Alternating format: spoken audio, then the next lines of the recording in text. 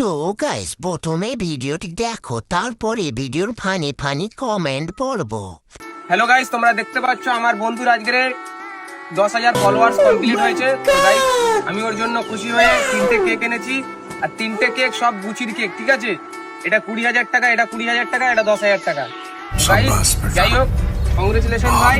Thank you.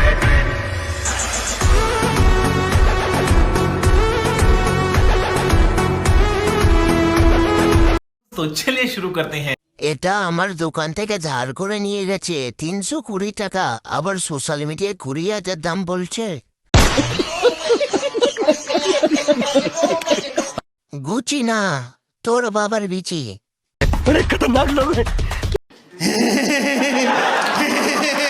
দাদা জুতো বেচে একটা ওড়না কিনেছে।